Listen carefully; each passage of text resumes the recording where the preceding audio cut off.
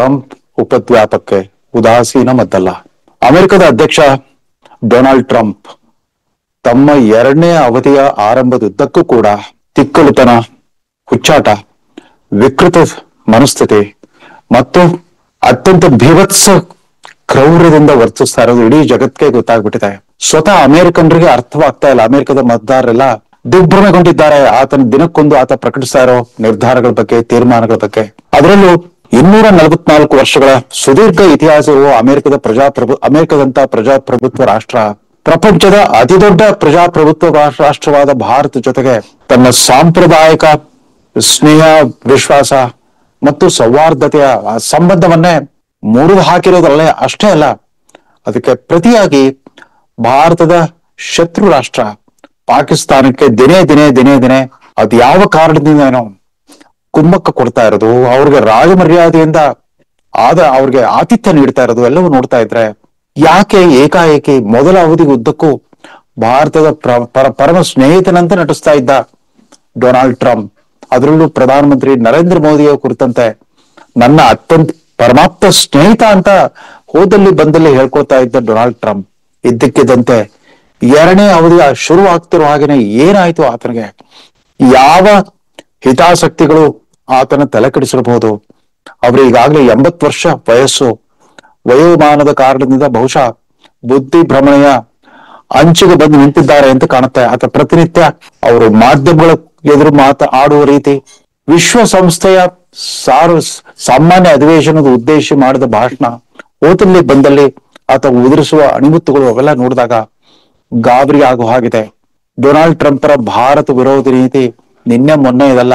ಅವರು ಅಧಿಕಾರ ಸ್ವೀಕರಿಸಿದ್ದು ಜನವರಿ 20, 2025 ಫೆಬ್ರವರಿ ಮೊದಲ ವಾರದಲ್ಲೇ ಅಮೆರಿಕಕ್ಕೆ ಭೇಟಿ ಇತ್ತ 2ನೇ ಅತಿ ದೊಡ್ಡ ವಿದೇಶಿ ಗಣ್ಯ ಅಂತಂದ್ರೆ ನರೇಂದ್ರ ಮೋದಿ ಅವರೇ. ಪ್ರಧಾನಮಂತ್ರಿ ನರೇಂದ್ರ ಮೋದಿಯವರು ವಾಷಿಂಗ್ಟನ್ಗೆ ಭೇಟಿ ಇತ್ತಾಗ ಮೊದಲು ಅವರ ಡೊನಾಲ್ಡ್ ಟ್ರಂಪರ ಆವತ್ತಿನ ಪರಮಾಪ್ತ ಮಿತ್ರ ಮತ್ತು ಸಲಹೆಗಾರ ಮತ್ತು ಪ್ರಪಂಚದ ಅತ್ಯಂತ ಶ್ರೀಮಂತ ಉದ್ಯಮಿ ಎಲಾನ್ ಮಸ್ಕ್ ತಮ್ಮ ಹೆಂಡತಿ ಮಕ್ಕಳ ಜೊತೆಗೆ ಬಂದ್ಬಿಟ್ಟು ಮೋದಿ ಅವ್ರಿಗೆ ಒಂದು ಸೌಹಾರ್ದತೆಯ ಭೇಟಿ ನೀಡಿದ್ರು. ಅದಾದ ನಂತರ ಉಪಾಧ್ಯಕ್ಷ JD ವ್ಯಾನ್ಸ್ ಕೂಡ ಅವ್ರ ತರವೇ ತಮ್ಮ ಹೆಂಡತಿ ಮಕ್ಕಳ ಜೊತೆಗೆ ಬಂದು ಮೋದಿ ಅವ್ರ ಜೊತೆಗೆ ಸೌಹಾರ್ದದ ಸಂಭಾಷಣೆ ಹರಟೆ ನಡೆಸಿದ್ರು. ಅದಾದ ನಂತರ ಮುಂದಿನ 2 ತಾಸಿನಲ್ಲಿ ಮೋದಿ ಅವರು ರಾಷ್ಟ್ರಪತಿ ಡೊನಾಲ್ಡ್ ಟ್ರಂಪ್ ಅನ್ನ ಭೇಟಿಯಾಗುವ ಕಾರ್ಯಕ್ರಮ ನಿಗದಿಯಾಗಿತ್ತು. ಇನ್ನೇನು ಮೋದಿ ಅವರು ತಮ್ಮನ್ನು ಬಂದು ನೋಡೋರಿದ್ದಾರೆ ಅಂತ, ತಮ್ಮ ಭೇಟಿಗಾಗಿ ಬರೋರಿದ್ದಾರೆ ಅಂತ ಗೊತ್ತಿದ್ದು ಕೂಡ ದಿಢೀರ್ನೆ ಪೂರ್ವ ನಿಗದಿತವಲ್ಲದ ಒಂದು ಪತ್ರಿಕಾಗೋಷ್ಠಿಯನ್ನ ಕರೆದ್ಬಿಟ್ಟು ಅವತ್ತೇ ತಾರೀಫ್ ವಾರ್ ಘೋಷಣೆ ಮಾಡ್ಬಿಟ್ರು. ಇನ್ನು ಮುಂದೆ ಅಮೆರಿಕ ಎಲ್ಲ ರಾಷ್ಟ್ರಗಳ ಮಿತ್ರ ರಾಷ್ಟ್ರಗಳು, ಶತ್ರು ರಾಷ್ಟ್ರಗಳು ಎಲ್ರಿಗೂ ಕೂಡ ತನ್ನ ರಫ್ತು ಆಮದು ಸುಂಕವನ್ನ 50ರಿಂದ 100 ಪಟ್ಟು ಜಾಸ್ತಿ ಮಾಡ್ತೇನೆ ಅಂತ ಘೋಷಣೆ ಮಾಡೋದ್ರ ಮೂಲಕ ಮೋದಿ ಅವರಿಗೆ ಆರಂಭದಲ್ಲಿ ಮುಜುಗರ ತಂದಿಟ್ರು. ಯಾಕೆ ಅದು ಬೇರೆ ದಿನಾಂಕವನ್ನ ಆರಿಸ್ಕೊಳ್ಬಹುದಾಗಿತ್ತು. ಭಾರತ ಅಂತ ಅತಿ ದೊಡ್ಡ ಪ್ರಜಾಪ್ರಭುತ್ವ ರಾಷ್ಟ್ರದ ಪ್ರಧಾನಮಂತ್ರಿ ತನ್ನ ಭೇಟಿಗೆ ಬರ್ತಾರೆ ಅಂತ ಗೊತ್ತಿದ್ದು ಆ ದಿಢೀರ್ ಪತ್ರಿಕಾಗೋಷ್ಠಿ ಮತ್ತು ಟ್ರಂಪ್ ಈ ತಾರೀಫ್ ವಾರ್ ಘೋಷಣೆ ಮಾಡಿತ್ತು ತೀರಾ ಆಘಾತಕಾರಿಯಾಗಿತ್ತು. ಅದನ್ನು ತೋರಿಸ್ಕೊಳ್ಳದೆ ಮೋದಿ ಅವರು ತಮ್ಮ ಆತಿಥೇಯರಿಗೆ ಮುಜುಗರ ಉಂಟು ಮಾಡಬಾರದು ಅಂತ ಅಮೆರಿಕ ಪ್ರವಾಸವನ್ನು ಮುಗಿಸ್ಕೊಂಡು ವಾಪಸ್ ಬಂದ್ರು. ಅದರ ಬೆನ್ನಲ್ಲೇ ಅಕ್ರಮ ವಲಸಿಗರ ವಿರುದ್ಧ ತಮ್ಮ ಘೋಷಿತ ಪ್ರಣಾಳಿಕೆ ಅನಾವರಣ ಶುರು ಮಾಡಿದ್ದೇ ಭಾರತೀಯರ ವಿರುದ್ಧ. ಅಮೆರಿಕಕ್ಕೆ ಬಂದು ನೆಲೆಸಿದ 100 ಮಂದಿ ಭಾರತೀಯರು ಅಂದ್ರೆ ಹೈಟೆಕ್ ಎಂಜಿನಿಯರ್ಗಳೆಲ್ಲ ಬೇರೆ ಬೇರೆ ಸಣ್ಣ ಪುಟ್ಟ ಕೆಲಸಗಳ ಮೂಲಕ ತಮ್ಮ ಬದುಕು ಕಟ್ಕೊಂಡಿದ್ದ ಭಾರತೀಯರನ್ನೆಲ್ಲ 100 ಸಂಖ್ಯೆಯಲ್ಲಿ ಅವ್ರನ್ನ, ಅದು ಅಮೆರಿಕ ವಾಯುಪಡೆಯ ಯುದ್ಧ ವಿಮಾನಗಳಲ್ಲಿ ಸರಕು ಸಾಗಾಣಿಕೆ ವಸ್ತುಗಳ ತರ ಅವ್ರನ್ನ ಸಾಗಾಣಿಕೆ ಮಾಡ್ಬಿಟ್ರು. ಅಷ್ಟೇ ಅಲ್ಲ, ಅವ್ರಿಗೆ ಕೈಗೆ ಬೇಡಿ ಹಾಕ್ಬಿಟ್ಟು ಅಮೃತ್ಸರ್ ವಿಮಾನ ನಿಲ್ದಾಣಕ್ಕೆ ತಂದು ಡಂಪ್ ಮಾಡಿದ್ರಲ್ಲ, ಆವತ್ತೇ ಟ್ರಂಪ್ ಕುತಂತ್ರ ಅರ್ಥವಾಗಬೇಕಾಗಿತ್ತು ಭಾರತ ಸರ್ಕಾರಕ್ಕೆ ಮತ್ತು ಭಾರತದ ವಿದೇಶಾಂಗ ನೀತಿಯ ನಿರ್ದೇಶಕರಿಗೆ, ಸಲಹೆಗಾರರಿಗೆ. ಆದ್ರೂ ಕೂಡ ಸುಮ್ಮನಿದ್ರು. ಇದೇನೋ ಆರಂಭಕ್ಕೆ ಎಡವಟ್ಟು ಅಂತ ನಾವು ಅನ್ಕೊಂಡಿದ್ವಿ, ಹಾಗಾಗ್ಲಿಲ್ಲ. ಮುಂದೆ ಪಹಲ್ಗಾಮ್ನಲ್ಲಿ 26 ಮಂದಿ ಪ್ರವಾಸಿಗರ, ಅದು ಹಿಂದೂ ಪ್ರವಾಸಿಗರ ಹತ್ಯೆ ನಡೀತು. ಅವರ ಧರ್ಮ ಕೇಳಿ ಹತ್ಯೆ ಮಾಡಿದ್ರು ಪಾಕಿಸ್ತಾನ್ ಪ್ರಚೋದಿತ ಭಯೋತ್ಪಾದಕರು.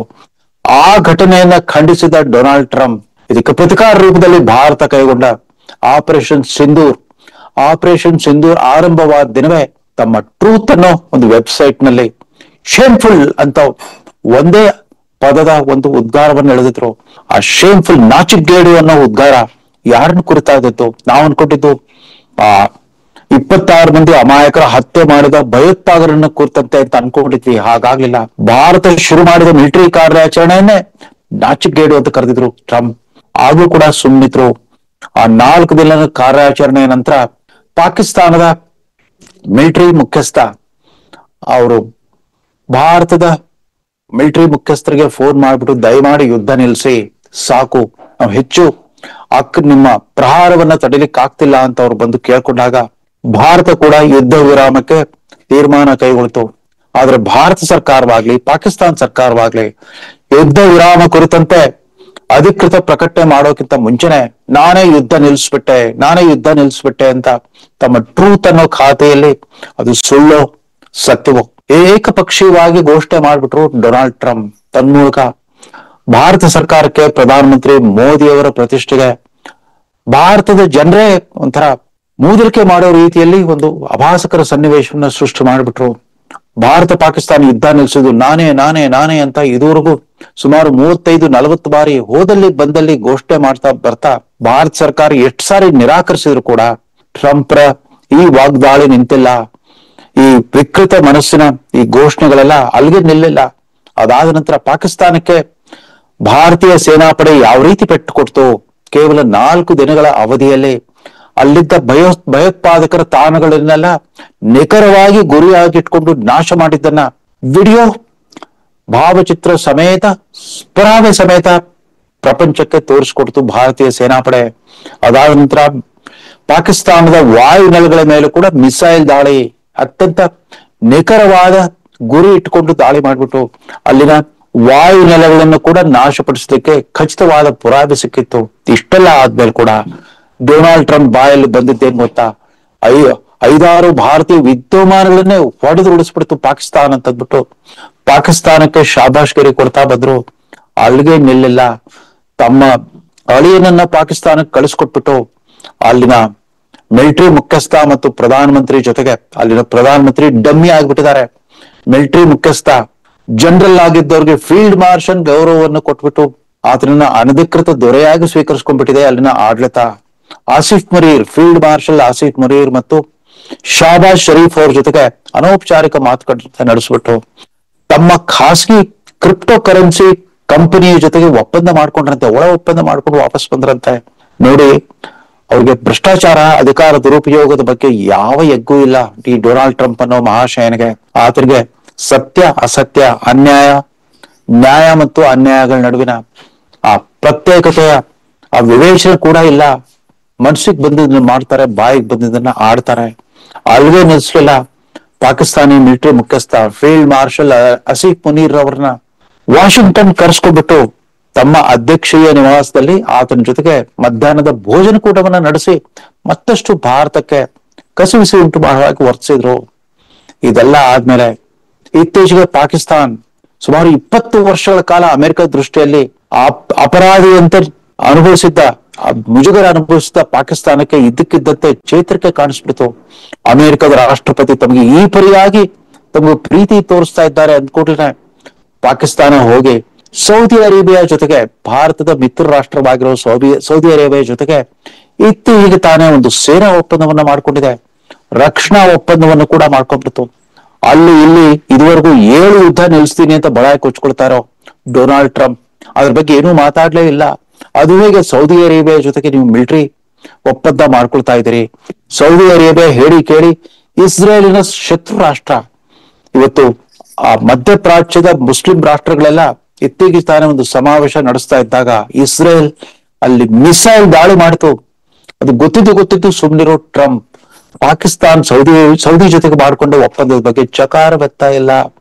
ಅದಾದ ನಂತರ ನಿನ್ನೆ ತಾನೇ ಪಾಕಿಸ್ತಾನದ ಫೀಲ್ಡ್ ಮಾರ್ಷಲ್ ಆಸಿಫ್ ಮುನೀರ್ ಮತ್ತು ಪ್ರಧಾನಿ ಶಾಬಾಜ್ ಶರೀಫ್ರನ್ನ ಕರೆಸ್ಕೊಂಡ್ಬಿಟ್ಟು ತಮ್ಮ ಅಧಿಕೃತ ನಿವಾಸದಲ್ಲಿ 80 ನಿಮಿಷಗಳ ಕಾಲ ಮಾತುಕತೆ ನಡೆಸಿದ್ದಾರೆ.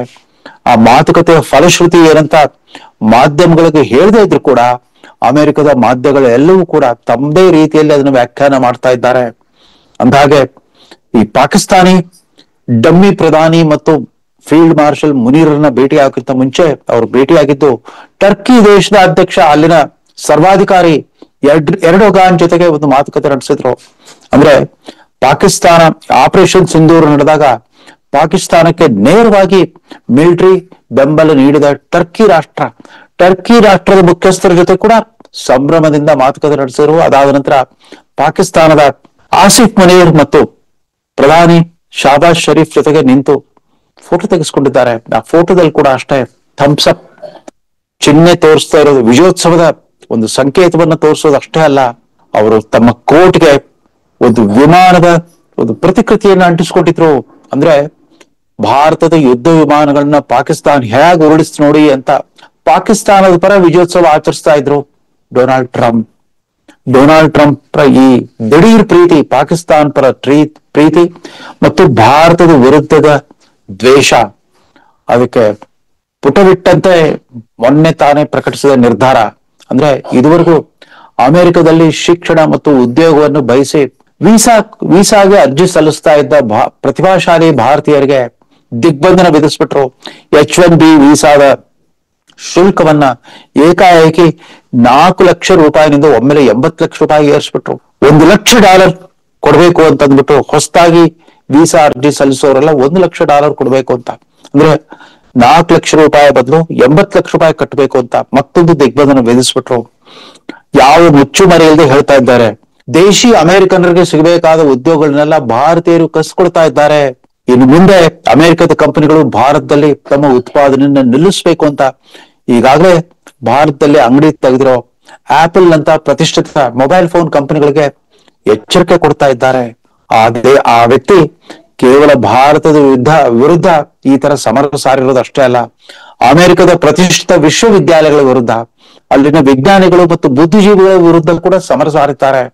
ನಮ್ಗೆ ಆಶ್ಚರ್ಯ ಆಗ್ತಿದೆ ಏನಂತಂದ್ರೆ, ಕಳೆದ ನವೆಂಬರ್ ನಡೆದ ಅಧ್ಯಕ್ಷೀಯ ಚುನಾವಣೆಯಲ್ಲಿ ಅನುಭವಿಸಿದ ಪರಾಭವ ನಂತರ ಅಲ್ಲಿನ ಏಕಮೇವ ವಿರೋಧ ಪಕ್ಷ ಡೆಮಾಕ್ರೆಟಿಕ್ ಪಕ್ಷದ ನಾಯಕರುಗಳೆಲ್ಲ ಅವ್ರು ಯಾರು ಕೂಡ ಈತನ ವಿಕೃತ ಮಾತು ಮತ್ತು ಕೃತಿಗಳನ್ನ ಗಮನಿಸ್ತಾ ಇದ್ರು ಕೂಡ ಕಿಂಚಿತ್ತು ಪ್ರತಿಭಟನೆಯನ್ನು ವ್ಯಕ್ತಪಡಿಸ್ತಾ ಇಲ್ಲ.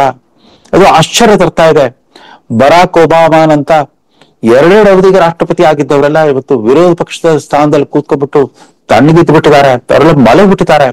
ಟ್ರಂಪರ ಆರ್ಭಟದ ವಿರುದ್ಧ ಏನು ಮಾತಾಡ್ತಾ ಇಲ್ಲ. ಟ್ರಂಪರ ಈ ಏಕಪಕ್ಷೀಯ ನಿಲುವುಗಳ ಬಗ್ಗೆ ಇತ್ತೀಚೆಗೆ ಶಾಂಘೈ ಶೃಂಗಸಭೆಯಲ್ಲಿ ರಷ್ಯಾ, ಚೀನಾ ಮತ್ತು ಭಾರತದ ಮುಖ್ಯಸ್ಥರುಗಳು ಮಾಡಿಕೊಂಡ ಒಂದು ಒಪ್ಪಂದ, ಅದು ಮತ್ತಷ್ಟು ಕೆರಳಿಸ್ಬಿಟ್ಟಿದೆ ಡೊನಾಲ್ಡ್ ಟ್ರಂಪ್ಗೆ. ವಿಶ್ವಸಂಸ್ಥೆಯ ವೇದಿಕೆಯಿಂದ ಹೇಳ್ಬಿಟ್ರು, ಚೀನಾ ಮತ್ತು ಭಾರತ ದೇಶಗಳೇ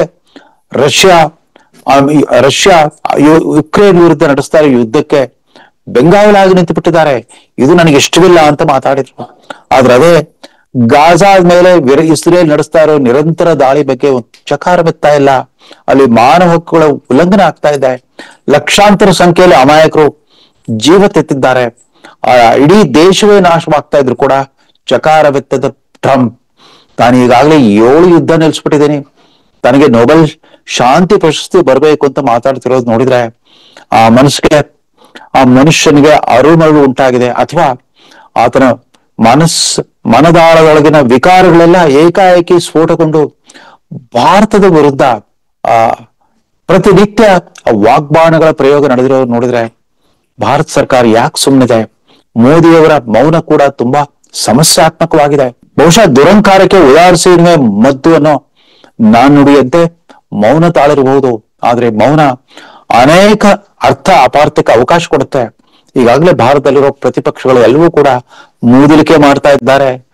ನಿಮ್ಮ ಬೆಸ್ಟ್ ಫ್ರೆಂಡ್ ಡೊನಾಲ್ಡ್ ಟ್ರಂಪ್ ಯಾಕೆ ಕೈ ಕೊಟ್ರು ಗೊತ್ತಾ? ಕೆಟ್ಟ ಖುಷಿಯನ್ನು ಅನುಭವಿಸ್ತಾ ಇದ್ರು ಕೂಡ ಮೋದಿಯವರು ಬಾಯ್ ಬಿಡ್ತಾ ಇಲ್ಲ. ಮೊನ್ನೆ ತಾನೇ ಲಡಾಖ್ ನಲ್ಲಿ ನಡೆದಿರೋ ಹಿಂಸಾಚಾರ, ನೆರೆ ರಾಷ್ಟ್ರ ನೇಪಾಳದ ಹಿಂಸಾಚಾರವನ್ನ ನೆನಪಿಸೋ ಆಗಿದೆ. ಅಲ್ಲೆಲ್ಲ ಅಮೆರಿಕದ ಕಾಣದ ಕೈಗಳ ಕೈವಾಡ ಇದೆಯಾ ಅನ್ನೋ ಅನುಮಾನ ಬರ್ತಾ ಇದೆ. ನರೇಂದ್ರ ಮೋದಿಯವರು ತಮ್ಮ ದಿವ್ಯ ಮೌನವನ್ನ ಮುರಿಯೋ ಕಾಲ ಬಂದಿದೆ. ಹೌದು, ಆತನ ಈ ಮಾತುಗಳಿಗೆ ಅದೇ ಧಾಟಿಯಲ್ಲಿ ಉತ್ತರ ಕೊಡೋದು ಸಭ್ಯತೆ ಅಲ್ಲ. ಆದ್ರೆ ಅಂತಾರಾಷ್ಟ್ರೀಯ ಬಾಂಧವ್ಯಗಳಲ್ಲಿ ಭಾರತ ಇವತ್ತು ಒಂದು ಬಲಿಷ್ಠ ರಾಷ್ಟ್ರ ಅಂತ ಗೊತ್ತಿದ್ದು ನಿರಂತರ ಅಪಮಾನಕ್ಕೆ, ಅವಹೇಳನಕ್ಕೆ ಮತ್ತು ಅಲ್ಲಿನ ಭಾರತೀಯ ಮೂಲದ ನಾಗರಿಕರಿಗೆ ಆಗ್ತಿರೋ ಚಿತ್ರಹಿಂಸೆ ಬಗ್ಗೆ ಮೋದಿಯವರು ಇದೇ ರೀತಿ ತಮ್ಮ ಗಾಢ ಮೌನವನ್ನ ಮುಂದುವರಿಸೋದು ಅಪೇಕ್ಷಣೀಯವಲ್ಲ. ಎಲ್ಲೋ ಅವರ ಇದುವರೆಗಿನ 11 ವರ್ಷಗಳ ವಿದೇಶಾಂಗ ನೀತಿಗೆ ದೊಡ್ಡ ಪೆಟ್ಟು ಕೊಡ್ತಾ ಇದ್ದಾರೆ ಡೊನಾಲ್ಡ್ ಟ್ರಂಪ್. ಈ ಡೊನಾಲ್ಡ್ ಟ್ರಂಪ್ ನ ಉದ್ದಟತನಕ್ಕೆ ಈಗಾಗಲೇ ಜರ್ಮನಿಯ ಹಿಟ್ಲರ್ ತರ ಒಬ್ಬ ಫ್ಯಾಸಿಸ್ಟ್ ಸರ್ವಾಧಿಕಾರಿ ತರ ವರ್ತಿಸ್ತಾ ಇರೋ ಡೊನಾಲ್ಡ್ ಟ್ರಂಪ್ಗೆ ಮೋದಿಯವರು ಆದಷ್ಟು ಜಾಗೃತಿಯಾಗಿ ಸೂಕ್ತ ರೀತಿಯಲ್ಲಿ ತಿರುಗೇಟು ಕೊಡಬೇಕಾದ ಕಾಲ ಬಂದಿದೆ ಅಂತ ಎಲ್ಲ ಭಾರತೀಯರಂತೆ ನಮ್ಮ ಅಪೇಕ್ಷೆಯನ್ನು ವ್ಯಕ್ತಪಡಿಸ್ತಾ ಈ ಸಂಚಿಕೆಯನ್ನು ಮುಗಿಸ್ತಾ ಇದ್ದೇನೆ. ನಮಸ್ಕಾರ.